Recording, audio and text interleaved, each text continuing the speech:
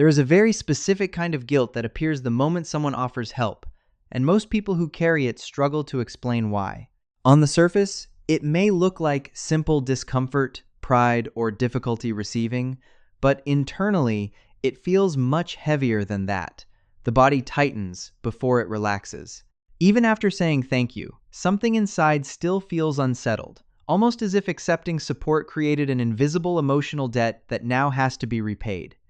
Many people immediately begin apologizing, minimizing their needs, or convincing themselves they should have handled everything alone. The video explains that this reaction is not selfishness or ingratitude. It is a deeply conditioned psychological survival pattern built over years of emotional experience. Somewhere in the past, the nervous system learned that needing things was not emotionally neutral. Need became associated with tension, inconvenience, rejection, guilt, or obligation. Because of that, receiving support no longer feels simple. It feels emotionally loaded. What looks like being uncomfortable with help is often the nervous system trying to protect itself from the possibility that needing too much could cost connection, approval, or emotional safety. Over time, this conditioning becomes automatic. The person no longer consciously thinks, "My needs are a problem." Their body simply reacts as if it already knows. The first psychological root behind feeling guilty when receiving help often begins very early in childhood, long before a person has the language to fully understand what they are absorbing emotionally. Many people grew up in environments where their needs quietly seemed to create stress for others. It may have appeared through small sighs after asking for something, irritation hidden beneath kindness, emotional withdrawal, or subtle shifts in someone's energy whenever support was needed. No one may have directly said, "You are a burden," but the nervous system still learned the message anyway. Children are extremely sensitive to emotional atmosphere, especially when their survival depends on maintaining connection with caregivers. Over time, the mind slowly forms an unconscious conclusion. When I need things, I make life harder for people. That belief often follows someone into adulthood without them even realizing it. As adults, they apologize constantly whenever someone helps them, not because the inconvenience is truly large, but because part of them still feels guilty for needing it all. They say sorry for asking questions, sorry for taking time, sorry for existing in ways that require care or support. What appears on the surface as politeness or consideration is often something much deeper and more painful underneath. It is the emotional conditioning of someone who learned very early that needs should be minimized rather than openly cared for. The nervous system no longer experiences receiving as emotionally neutral. Instead, needing something automatically triggers shame, tension, or the fear of becoming too much for someone else to carry emotionally. Another deep pattern explored in the video is the experience of learning that help was never truly free.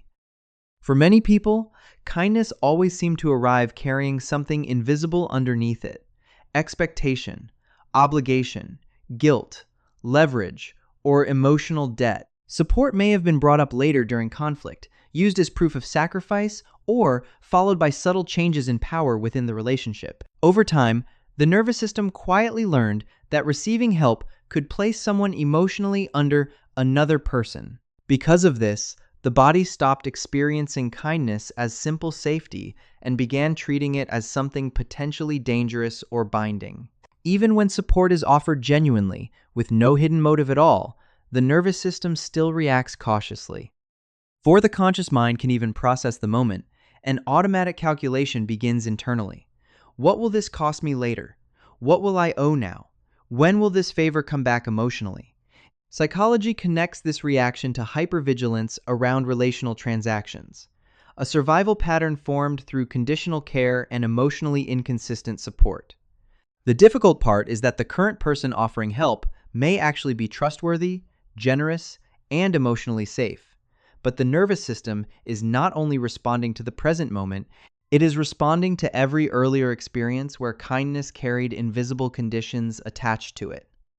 This is why accepting support can feel emotionally tense even around good people. The body remembers situations where generosity later became disappointment, pressure, manipulation, or emotional imbalance. As a result, receiving never feels entirely free. Part of the mind keeps preparing to repay, justify, or emotionally protect itself before the support has even fully arrived. The video explains that many people slowly build their entire sense of identity around being capable, useful, independent, and emotionally low maintenance. They learned very early that they were safest, most valued, and most appreciated when they handled everything alone and required as little as possible from others. Over time, self-sufficiency stopped being just a practical skill and became something much deeper, the foundation of self-worth itself. They became the reliable person, the strong one, the one who solves problems, supports others, and never asks for too much in return. That role created stability and emotional security, but it also created a hidden psychological cost. Because once worth becomes tied to usefulness, needing help no longer feels emotionally neutral. It feels threatening. Accepting support can quietly trigger shame because the nervous system interprets need as weakness or failure. Even when these individuals help others generously without hesitation, receiving help themselves creates discomfort that feels difficult to explain logically. Deep down, part of them fears that needing support somehow makes them less capable, less dependable, or less valuable than they are supposed to be. This is why even small acts of kindness can feel emotionally overwhelming. The reaction is not really about the help itself. It is about what the help seems to imply about their identity.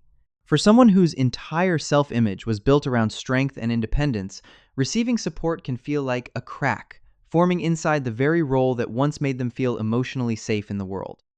The video explores a painful pattern often hidden beneath people who struggle to receive support. Even while being helped, they still feel responsible for everyone else emotionally. When someone shows up to care for them, their nervous system does not fully relax into the support. Instead, part of them immediately begins monitoring the other person's comfort. If someone visits while they are sick, they apologize for the mess, offer drinks, worry about taking too much time, and quietly watch for signs that the other person regrets coming.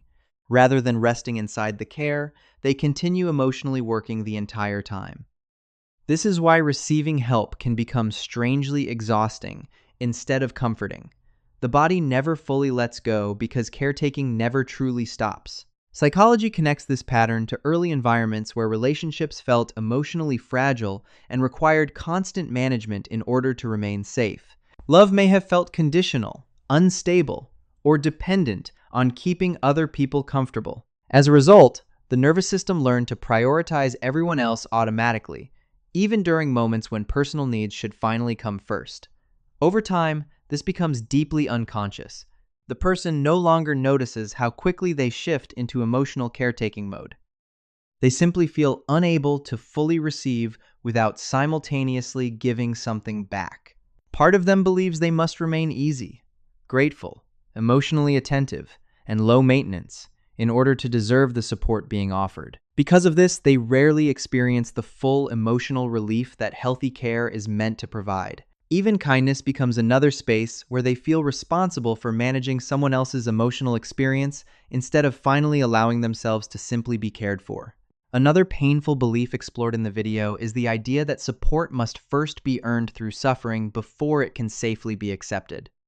Many people unconsciously feel they need to struggle long enough, stay strong long enough, or become exhausted enough before help becomes emotionally allowed. When someone offers support too early, they often refuse automatically, saying they are fine or that others need it more. Part of them believes they have not reached a serious enough breaking point yet. But even when they finally do reach that point, the guilt still remains. Deep down, the nervous system continues questioning whether the suffering has been enough to justify receiving care. Psychology connects this pattern to worthiness wounds created through conditional love and emotionally inconsistent support during childhood. When care only appeared after visible distress, perfect behavior, or emotional self-sacrifice, the mind slowly learned that kindness was something to earn rather than something freely available. Over time, this creates moving emotional goalposts that are impossible to fully reach. No matter how overwhelmed someone becomes, another part of them still minimizes the pain and insists they should handle it alone a little longer. This is why many people wait until complete burnout before asking for help. And even then, they often feel ashamed while receiving it. The problem is not that they truly need less support than others. The problem is that their nervous system learned to associate worthiness with endurance. Somewhere deep inside, they still believe care must be justified through suffering first. As a result, receiving kindness can feel emotionally unsafe because part of them still fears they have not earned the right to need anything at all. For many people, self-sufficiency is not simply a personality trait or a preference for independence. It is emotional armor built slowly over years of unpredictability and disappointment. The video explains that when childhood environments felt inconsistent, emotionally unstable, or unsafe, depending on other people often carried too much uncertainty. Support could disappear suddenly. Love could become distant without warning. Emotional safety never felt fully guaranteed. In that kind of environment, the nervous system begins searching for something stable enough to trust completely. For many people, the only reliable thing became themselves. Their own capability, problem-solving, emotional endurance, and ability to handle life alone slowly turned into the safest form of control available. Over time, self-reliance stopped being just a coping skill and became an entire survival structure protecting the nervous system from vulnerability, disappointment, and emotional exposure. This is why accepting help can feel strangely threatening even when the current relationship is healthy and trustworthy. Receiving support requires temporarily loosening control and emotionally depending on another person, even in small ways. But for a nervous system shaped by unpredictability, surrendering control does not feel relaxing. It feels dangerous. Part of the body still remembers what it once cost to trust people who failed to show up consistently. The fear is not truly about weakness itself. It is about losing the protective system that once kept them emotionally safe during difficult experiences. Self-sufficiency became the one thing nobody could suddenly take away, disappoint, withdraw, or emotionally manipulate. So when someone offers help now, even with genuine care, part of the nervous system still reacts cautiously, because accepting support means briefly lowering armor that once felt necessary for survival. The video emphasizes a deeply important truth. Feeling guilty when receiving help is not a personality flaw. People were not born believing their needs were inconvenient or shameful. These reactions are not evidence of selfishness, pride, weakness, or emotional dysfunction. They are survival strategies carefully learned in environments where needing things once felt emotionally unsafe. Over time, the nervous system adapted in the only ways it knew how. Guilt became protection. Over-independence became safety. Emotional self-monitoring became a way to avoid rejection, disappointment, or conflict. What may look irrational in adulthood once made complete psychological sense in earlier environments. If support was inconsistent, conditional, emotionally costly, or followed by withdrawal, criticism, or obligation, the mind naturally learned to minimize need as a form of self-protection. This is why many people instinctively push help away even while desperately needing it. Their nervous system is not trying to reject connection. It is trying to avoid emotional danger based on old experiences. The guilt around receiving is not the truth about someone's worth. It is simply the leftover emotional language of survival patterns built long ago. Beneath the discomfort is often a person who learned very early that depending on others could become painful, unpredictable, or emotionally unsafe. The video gently reminds viewers that these patterns were never proof that they were too much. They were intelligent adaptations created by a nervous system trying to survive the only way it knew how at the time. One of the deepest healing messages in the video is the reminder that human beings do not need to earn the right to receive care. People do not have to reach complete exhaustion, emotional collapse, or unbearable suffering before becoming worthy of support. Yet many individuals move through life believing they must first prove how much pain they can tolerate alone before help becomes acceptable. The video explains that this belief was learned through experience, not born from truth. Somewhere in the past, the nervous system absorbed the idea that care was conditional, limited, or only available after enough visible struggle. Over time, support stopped feeling like a natural human experience and started feeling like something that had to be justified. This is why so many people minimize their own pain, delay asking for help, or convince themselves others deserve support more than they do. Deep down, part of them still believes needing something means they have failed to handle life properly. The video gently challenges this belief by reframing receiving as a normal part of being human rather than evidence of weakness or inadequacy. Needing emotional support, rest, reassurance, or kindness was never the real problem. The real wound came from environments that taught the nervous system that needing itself could become unsafe, inconvenient, or emotionally costly. Healing begins when people slowly separate old survival conditioning from their actual worth. The right to be cared for was never something they had to earn through suffering in the first place.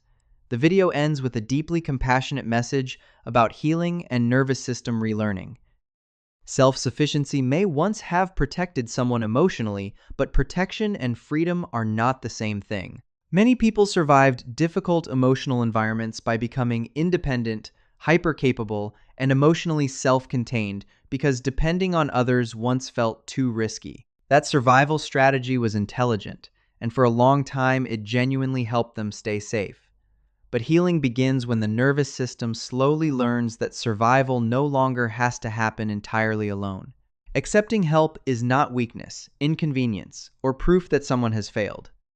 It is the gradual process of allowing trust, safety, and shared emotional support back into places that once only knew self-protection.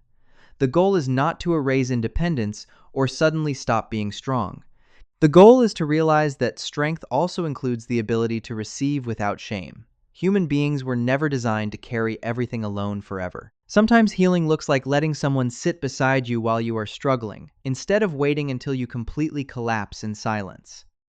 The video gently reminds viewers that they deserve support not because they finally suffered enough to justify it, but simply because they are human beings with emotions, limits, fears, and needs like everyone else.